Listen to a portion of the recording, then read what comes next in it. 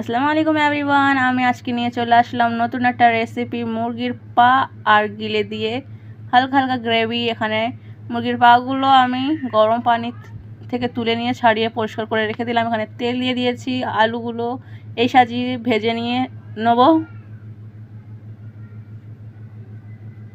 দেখেন এদিকে ভেজে নেওয়ার হবে, উল্টে পাল্টে দিচ্ছি।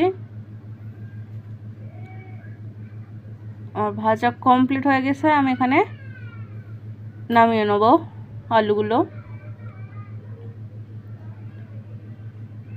ওই কড়াইতে যা তেল ছিল তার মধ্যে আমি খাড়া মশলাগুলো দিয়ে দেবো।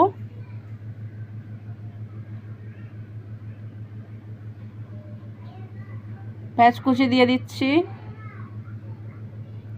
ভালোভাবে নাড়াচাড়া করে নেব। টমেটো কুচি, হালকা পরিমাণ নুন আর হলুদ গুঁড়ো দিয়ে দেবো। এখানে আমি একটা পেস্ট বানিয়ে নেব। পেস্টটা ধনিয়া, জিরে, শুকনো ঝাল, আদা, রসুন একটা পেস্ট বানিয়ে নিয়েছি। দেখেন দিয়ে দিলাম, আর ভালোভাবে তেল ছেড়েও দিয়েছে, ভালোভাবে কষিয়ে নিয়েছে। এখানে আমি মুরগির পা আর গিলেগুলো দিয়ে ভালোভাবে কষিয়ে নেব। নেওয়ার পরে আলুগুলো, ভেজে রাখা আলুগুলোও দিয়ে দিচ্ছি। সবগুলোকে ভালোভাবে কষিয়ে নেব। আমি এবার ডাইরেক্ট ঝোল দিয়ে দিলাম।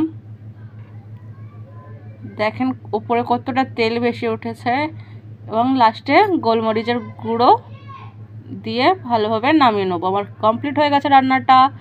আল্লাহ হাফিজ।